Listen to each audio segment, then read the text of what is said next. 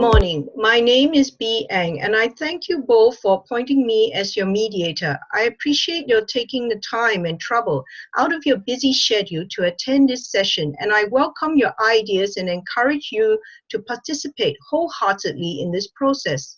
I am a neutral party in this dispute, and I would like to confirm that I have had no previous connection with either of you, and I have no vested interest in the outcome.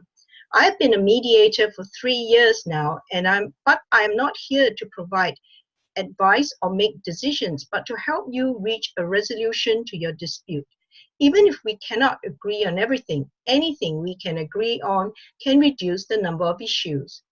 Of course, our main goal is to be able to settle the matter, if possible, today, without the need for further litigation. We have the flexibility and discretion to make whatever agreement we like in order to resolve the dispute. You are the owners of this dispute. If I do not tell you what to do or judge who is right or wrong, what comes out of today's mediation is entirely up to you. This process is voluntary. If you reach a point that you feel it is pointless or impossible to continue, you may call a halt to the mediation. Similarly, if I feel we are not making any progress, I can do likewise. I've allowed 3 hours for this mediation session, and I would like to keep it informal by referring to everyone by their first names, if it would be acceptable to both of you. Please call me B. Can I call you Anastasia? You can call me Stacy. And you can call me Dizzy. Now, just some housekeeping matters before we start. The bathrooms are over there, and I would appreciate if you could place your phones on silent mode for the duration of our discussion. I would like to request that we treat each other with mutual respect. Each party will be allowed an opportunity to speak in turn, and I would request that the other party not interrupt. If you would like to make some notes or comments, there is a pen and paper in front of you. If at any point I find a party's behavior is inappropriate, I will issue a warning. If we reach an impasse, I may terminate the conference. I would like each of you to give an opening statement with regards to what you think the issues are within 5 minutes, and then we can set an agenda and engage in some discussions. It is important to highlight and determine what are the most important issues to you. I suggest you restrict yourself to no more than 2 or 3 items. After which, we may go into private sessions where I will speak to each of you individually. I will try to ensure that the time I spend with each party will be roughly equal. We will all meet again in a joint session, and I encourage you to discuss the issues from your own perspective rather than through me. What I would like to assure you is that anything you say to me will be kept confidential between us, which means I will not tell the other party anything you have told me without your consent. I will only take very brief notes, which I will destroy after this mediation session, unless I'm concerned with the safety of an individual. So please do not make threats. Today's procedure is also without prejudice, which means that any ideas, statements, concessions, compromise, or settlement offers made during this session will remain confidential and cannot be used later in court or tribunal proceedings against you. If at any time you need a break or wish to seek legal advice or for any other reason, please let me know. What we hope to do is to work towards a resolution. And if we do reach a solution today, I will help you draft an agreement, and my expectation is that we will sign the agreement today. I would like your commitment towards this goal, and I would like to confirm that you have the authority to do so. Is that the case? Yes. Yes. I would thus like you to speak frankly about your concerns and fully disclose all pertinent matters relevant to this dispute. In addition, please listen carefully to what the other party has to say. What I would like you both to do is to come up with some novel solutions. If you don't come to an agreement today, a tribunal or court will determine your credibility, and a decision will be imposed upon you. One or both of you may suffer a loss and be unhappy with the judgment that will be imposed on you. In litigation, there is only one winner and one very unhappy loser. So during this mediation, I would like you to consider the best, worst, and possible alternatives to a negotiated agreement, and think about the cost of formal legal proceedings, which is not only monetary in nature, but also takes time out of your life, causing great emotional toil, which will likely have permanent and harmful effects on the relationship between the two of you. In my experience, when parties do come to an agreement, it is generally a compromise in which both parties will leave slightly dissatisfied, but it will be one that you both can live with.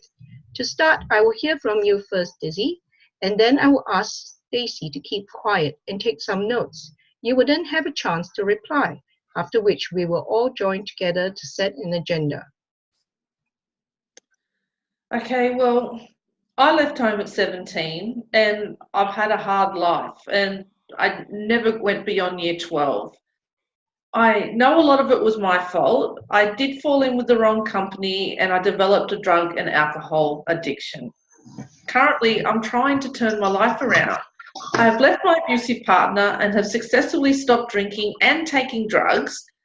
I've enrolled in an online law course and I'm planning to make a better life for myself and give my 3 children better opportunities in life.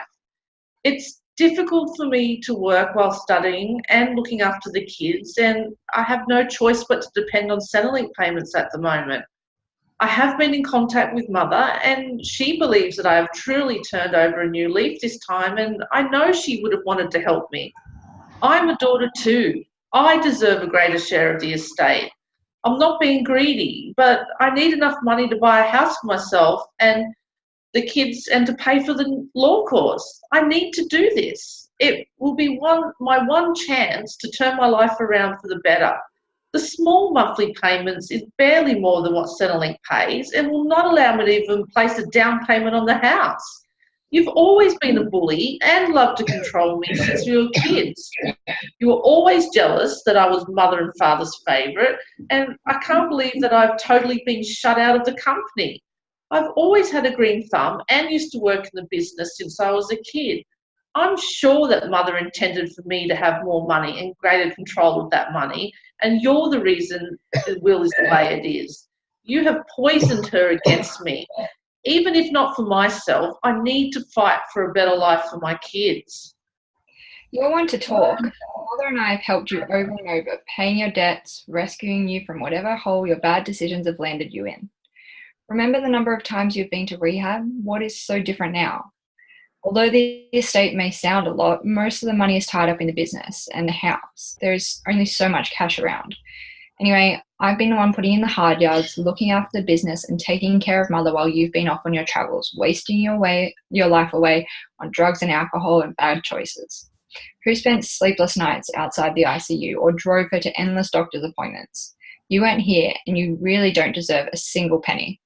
You broke Mother's heart and helped drive her to the grave. You would lie, cheat, and steal just for the next fix. You are unreliable, a liar, and a thief. Now calm down. Please stick to the facts and no name calling. It does not help the situation at all. If you need to compose yourself, we can have a pause. I don't believe that you are capable of taking care of money, and I don't believe that you will stay sober long enough to finish your degree. I just feel sorry for those children with you as their mother. You never could take responsibility, always trying to weasel your way out of things. That is enough. Thank you, both of you. It is good that both of you have been able to present your position and your interests. Let me summarize and list the issues to be discussed. Please feel free to offer any suggestions or comments. Now, Dizzy, you feel that you deserve a greater share of the family estate, and especially you are in great financial need and you have the care of 3 children and are trying to work and study at the same time.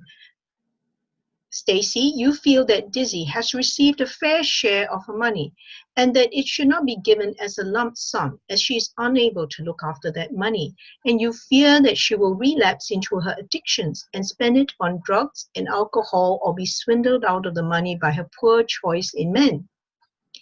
So, Stacy, do you wish you could have a better relationship with Dizzy and meet her children? Yes, but she makes it so difficult. There's no surer way to make your relationship with her worse than by litigation. So I would like you to have a think about that. Would you be more amenable to her demands if you could be certain that the money would go towards her house studies and children? It would depend on what sort of reassurance I can get. It's never worked before. Now, Dizzy, do you think you could meet some of your sister's demands halfway and make some concessions? Well, it'll depend because I'm not putting up with her controlling ways and constantly running me down, and certainly not in front of my kids.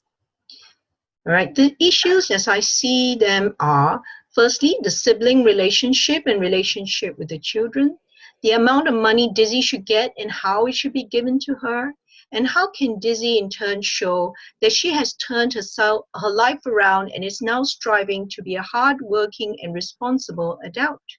I need to remind you all that if we cannot come to some kind of agreement acceptable to both of you, protracted litigation will lead to huge legal costs, which usually comes out of the estate, which will mean there'll be less for both of you. Would it not be better to use the money that would be spent on litigation towards helping your sister and by extension, your nephews and niece?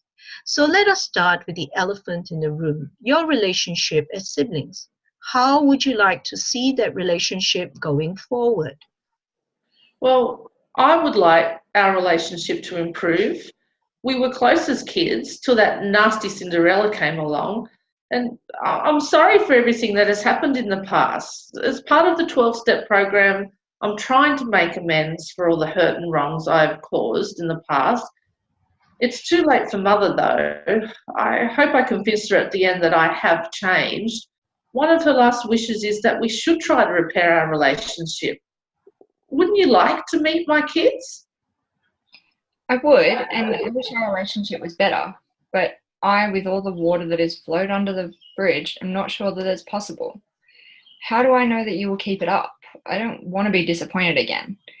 Do you realize the impact of your actions the impact that your actions have had on the rest of us? You are totally selfish, and I cannot think of anything else. You have zero discipline and never stick with anything you try to do. All right, I can see you would both like to have a better relationship, and we should now focus on how this can come about and not dwell on what has happened in the past. This is positive. Next, we should go on to how much money are you looking for? Well, I'm looking for enough money so I can buy a small house to live, course fees, and living expenses. It has to be enough for the deposit and some installments until I can get a job. I really do want to get off social welfare and put my kids in a better school so that they can have a brighter future. I'm willing to give money for a good cause, but still haven't reached the point that I trust her decision making. Like, how will I know where the money is going to? Once bitten, twice shy. Mother and I have been bitten so many times, we've become inured to her sub stories and endless excuses. She just can't help herself. Well, Dizzy, can you come up with some suggestions that will convince Stacy otherwise? How about if the money is paid directly to the university or the bank? That may be doable. However, I don't have that much cash around. Most of the money is wrapped up in that crumbling mansion that needs renovation and in the gardening business. I can afford a down payment, but you'll have to take care of the mortgage by getting a job. Well, do you have any jobs available at the gardening business? I would love to work there, and I can show you how much I've changed. Billy, my son, he's old enough to work too, and he can help with the finances. I have to think about this. Now, this ties into the last point. With Dizzy working at the business, it will show you that she's trying to help herself. And who knows, she may be able to earn your trust and improve on your relationship. I still don't see how she's able to complete this online law course. It will just be money down the drain. She's bound to give up on the first day of administrative law. I will. I'm determined. In fact, I'll show you my grades. Now, this is an excellent start, and both of you have done really well. We will now take a break for coffee while you consider the nitty-gritty details. To summarize, both of you think the relationship as sisters is important. Secondly, you will consider changing the way the gift has been made to Drizella and possibly adjusting the amount. However, you want assurance that the money will go to constructive and useful purposes. After the break, I will meet with each of you separately. The devil is in the details. It will make or break this agreement. Each of you have to make significant offers and not mere gestures. I know that you would probably not want to show each other your hands, such as the amount you, Stacy, are willing to give and the amount of assurance and control Dizzy is prepared to concede, for fear that any offers will work against you if the matter doesn't settle and go to trial.